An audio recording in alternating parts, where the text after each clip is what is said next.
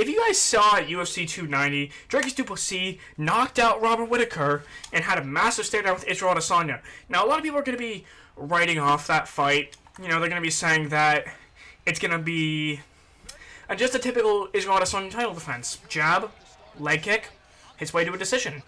That could potentially be the truth. However, these guys have trained together before. And Dricus du Plessis did get the better of Israel Adesanya when it came to the grappling. On the feet, I don't think Dricus has anything. I don't think Dricus has anything for Israel. But when it comes to the grappling, that can be very interesting. The fact that Dricus was able to take down and control Robert Whittaker does not leave me in very good spirits for Israel Adesanya. And I actually do think Dricus can absolutely beat Israel. Because the problem is that a lot of times whenever Israel's fought these guys like Martin Vettori or Robert Whittaker or whoever it is he's fighting up against, these are guys who are good grapplers, but they don't necessarily have the best top control. They'll get on top of you, and then the opponent is usually able to find a way back up to the feet relatively quickly. But Dricus has been proven to be able to control his opponents, like Darren Till, like Robert Whittaker. I believe that Dricus' grappling is going to be a massive difference maker in this fight against Israel. Now, I'm not delusional. I very much understand that, when it comes to the striking, Israel Adesanya is just going to have an absolute field day with Dricus, and maybe the range will be too much. Maybe Dricus won't be able to get inside that reach. That is absolutely a possibility, because a lot of times when people fight Izzy, they're usually the ones pressing forward, but they have a hard time getting inside that reach of his. They have a hard time getting past the leg kicks. And that could be another thing with Dricus. Jeepers, I gotta be careful. Talking too much. But I think Dricus can and might be the guy to beat Israel. If that fight goes to the ground, I am very nervous for Israel Adesanya. If Israel's able to put himself in a position to defend all the takedowns, then yes, he's obviously going to win.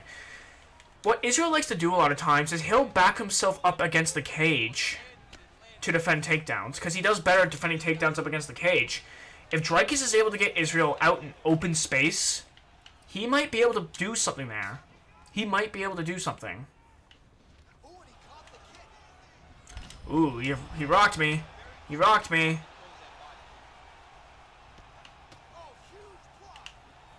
I would like to see Dricus pose a threat that no other fighter has when it comes to Izzy's career.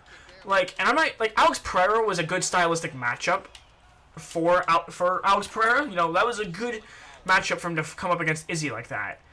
And, Jan Blachowicz, he had that size to him, as well as the grappling experience. But Dricus is someone who's an actual middleweight who might be able to outdo Izzy in areas that we've never seen it happen to him in the middleweight division. And that's a very scary threat to deal with if you are Israel Adesanya. Now, if you wanted to ask my opinion when it came to those post-fight antics, with Israel coming to the cage and probably saying the N-word more than 50 Cent does in every single song of his, I thought it was interesting. A lot of people think he's cringy. It is a bit cringy. But I think it's kind of intentionally cringy. It's meant to kind of sell the fight. I don't think it's really I don't think Israel's actually that cringy. I think he's just saying these things. He's trying to get eyes on his fights and stuff. And I cannot blame the man. He wants to make his money. And I cannot blame him. But it is a bit cringy. But Dricus, Dricus is being relatively respectful considering the situation. And Israel is just kind of... He's almost trying to, big brother him almost. Be like, nah, I'm the champion. I'm the one who can do whatever I want to whenever I want. Israel is trying to big brother him. Dricus is not going to be intimidated. Dricus is going to come in there for a fight. And when it comes to fight night, I might bet a little bit there on Dricus, because Dricus is a finisher. He is losing a lot of fights, but he just finds a way to make things work. So when fight night comes around, I might, put a bit of money on Dricus, because of what the odds are going to be. And I think that a lot of people are going to be surprised by the performance of Dricus du Plessis when he fights Israel Adesanya. I was hoping to get a finish there because I was trying to end that on a good note. But yeah, honestly, like if you guys are going to gamble and gamble responsibly, I would consider throwing a couple bucks down on Dricus. He has that grappling advantage, and not only that, a takedown advantage. Not only that, a top control advantage. No fighter that Israel Adesanya has ever faced has had all three of those things. Now, if this fight goes into the later rounds, then Izzy might just be able to pick at him. You know, Dricus might gas out. We don't know how Dricus looks in a 5-round fight with good nostrils. We don't know how he looks. You know, that could be a whole new mythical creature, Dricus du Plessis, with nostrils, or whatever it is. Like, remember the whole nasal surgery thing? He was only able to breathe at about 8%.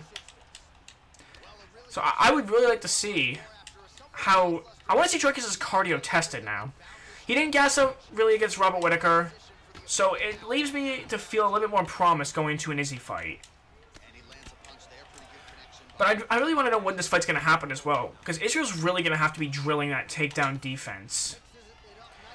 Izzy's really going to have to be drilling that takedown defense, specifically open mat takedown defense, because if Dricus can help it, he's going to get this fight in open space. He's going to get those takedowns in open space, because that's where Izzy's at his weakest. So let me know what you guys think. Let me know who you guys think is going to win that fight. Oh, this guy is... Hey, kick me. I haven't really been paying attention much to this fight, to be honest. Because, to be honest, I've kind of just been focused on this Dricus-Izzy fight. And the more I think about it, the more interested I get. So I'm really curious. Oh, man, how am I so gassed? I feel like I haven't even done that much. I don't know. I haven't really been paying attention. I've kind of just been functioning on autopilot mode. I haven't been, you know, doing a whole lot. Apparently I won that round. Lost the first round, okay. Like, I know that, like, this is weird for me because normally when I'm rambling on in a video, I'm not playing the game at the same time. But now I'm doing both. I'm multitasking. This is new to me. This is foreign to me. In this third round, I gotta win. Alright, I gotta represent Dricus. I gotta represent Africa. I'm having a hard time with the range.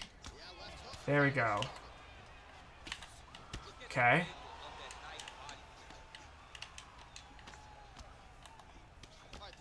Gonna switch stances. Just give him something different to look at.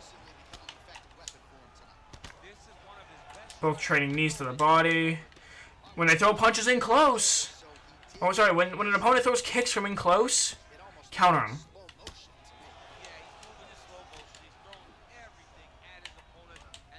Boom! Boom! Big knockout with Dricus. Woo! Let's get it!